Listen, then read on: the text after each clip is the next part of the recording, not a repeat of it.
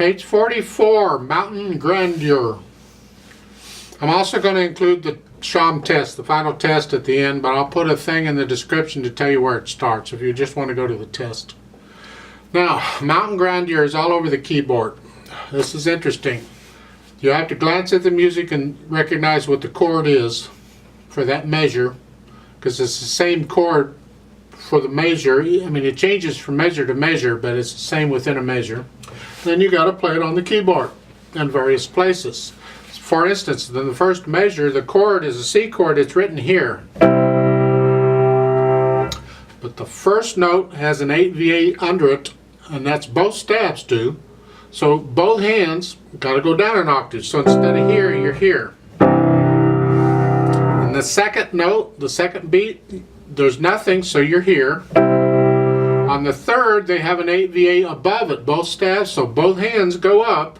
And then there's a 16 above both stabs. That means 2 octaves up. So you're playing this chord in 4 different octaves. Here. Use the same fingers throughout. You may use different fingers for different chords, but for a chord, use the same fingers.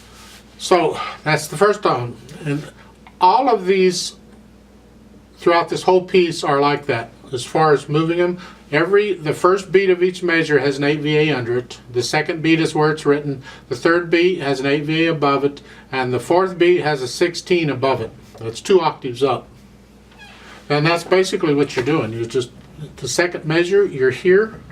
You have to figure out what the notes are here, and then you go down. And then just play those in 4 octaves. Next measure, you're here, so it's here. Play those in 4 octaves. Third measure, etc. throughout the whole piece. And that's really what it is until you get to the end. And then at the end, if you look at the last 2 measures, we're back to the C chord, but it's here. And in the last measure, it's a 24. Well, that's 3 octaves up, so now just go up another octave using the top. If you have a short keyboard, you can't do that. Just use the octaves you have, and you'll have to let it go at that. That's the piece. Not much to it, it's just you're moving around. So what you're doing is you're glancing at the music to see what the chord is, and then you're looking at the keyboard to find out where you're going. And then when you finish the measure, you're up here or wherever, and you got to glance at the music and see what the next chord is, and then you got to get there. So it's like, really? Is this the chord? Yeah.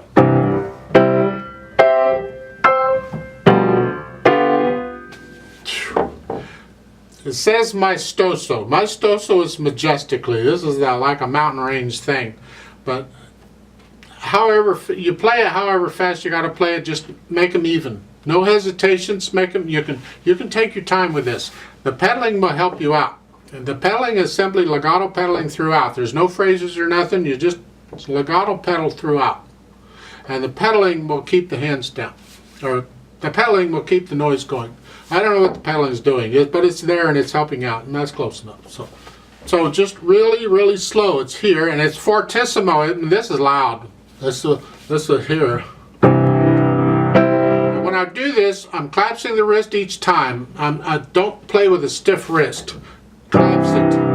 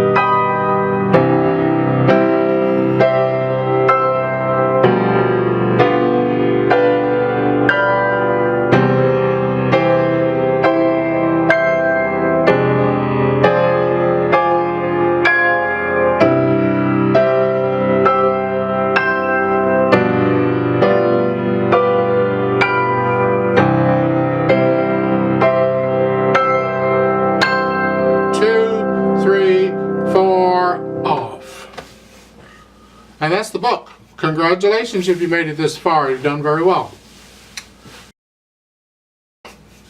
Now there is a test they've given here. Schaum piano quiz number 2. Let's go through that real quick. They're all true false. Number 1, they give you a sign. A clef sign means treble, and the answer to that is true. It is a treble clef sign. Number 2, if 2 tunes are played at the same time, we say it is polyphonic music. According to the book, that is correct. Poly means 2 and phonic is sound. 2 sounds going at once. Number 3, Bobcat Boogie is an example of polyphonic music. That is false. There's not 2 tunes going on there. Number 4, Mozart wrote the melody in the Cuckoo, and that is false. It's in the book. You can go look up who wrote it. I don't remember right offhand, but it wasn't Mozart. Number 5, this, and they give a sign, means to play the note an octave higher, and that is false. What it is they give you a quarter note with an 8V8 under it. And that means to play the note an octave lower. Remember, if it's under it, it's lower. If it's above it, you go up. Number 6, Carnival of the Animals was written by Cézanne, and that is true. He did. Number 7, Largo means to play with lots of pep and snap, and that is very false. Largo means really slow. Really slow. If you can play with pep and snap and go really, really slow, go right ahead. That's fine. Number 8, waltzes are written in 3/4 time. That is true. They are. Number 9, they give you an example. An E, F sharp, G, A flat is a chromatic pattern, and that is false. And the reason is because the E to the F sharp is not chromatic. There's an F natural in between them. You have to include the F natural. But from the F sharp, G to the A flat is chromatic. Number 10, when playing chromatic passages, always use the second finger on the black keys. That's false, and most of the time use the third finger. Second finger is used on white keys. Number 11, if you played all the keys on a standard piano, you would play 68 keys. I think they're looking for false there, but that's actually true because there are 88 keys on a full keyboard, and if you played them all, you'd play 88, and in order to play 88, you'd play 68 of them. So that is true. You'd play 68, but you'd play more than that. You'd play 88. Number 12, if you played Swanee River and Humoresque at the same time, you would have an example of sympathetic vibration. That's false. That's polyphonic music. Sympathetic vibration is where one sound, one set of vibration causes another set of vibrations to vibrate. That's sympathetic. And excuse the tingling in the background because the furnace kicked on and I have a wind chime in front of it that likes to sing. Normally I don't record when that's on because it gets in the way of the music, but this is just a test, so I'm not going to worry about it. You can listen to the wind chime as well as I can. Number 13. It is wise practice to take out hard passages from our pieces and play them many times to get perfection, and that is true. You should take the hardest passages in the pieces and practice those, take them out and just practice them. Typically when I'm practicing a piece with hard passages in it, I will practice those passages first, and then I'll go back and run through the piece and see how it goes, and the hard passages need extra work, so you have to spend extra time on those. Number 14, as a general rule, the melody is played louder than its accompaniment. That is true. We want to hear the melody. The melody rules. The melody's controlling what's going on. Melody's what it's all about. Number 15, a good expression mark for Moonlight and Orchids would be presto. You have to go back and look at Moonlight and Orchids and see what that is, but the answer is false. That's not the mood of the piece, not at all. Number 16, the key signature always tells us the composer's name. That's false. The key signature tells us how many sharps or flats are in the key. It has nothing to do with the composer's name. Number 17, this fingering is okay, and they're showing an F, B, and a D, treble clef. And they're showing a 5-3-1. Well, this would be left hand. I can't read it. Is it 5-3-1? Well, that would be a left hand fingering. And a 5-3-1 fingering for the left hand is here. That's a 5-2-1. That's what they're showing. Those are the notes. So it'd be a 5-2-1. So I'd say that's okay. That's false. You don't use a 5-3-1 here. The only time you'd use a 5-3-1 here is if you needed the index finger for one of these other notes, whatever, in a piece. But otherwise, it's 5-2-1. Number 18. A two-measure triplet passage should have no accents, and that's false. Everything has at least natural accents, so no. Number 19. They give some notes. This would be played high on the piano. And what it is, it's a D and an F, and it has a 16 and a dotted line above it. And that's true. That means 2 octaves above. So instead of here, where they're showing here, it would be up here. That's pretty high. Number 20. The scale of D flat major begins with the second finger of the right hand. If you knew the scales, then you'd know if it does. And the fact is, it does. D flat major does start with second finger.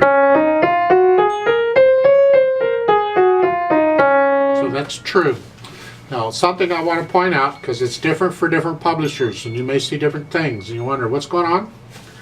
In Mountain Grandeur, the 8 you'll see pretty much everywhere.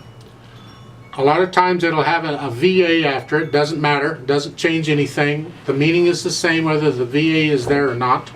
Sometimes it's a VB. A VB always means to go down. If you see a VB, go down.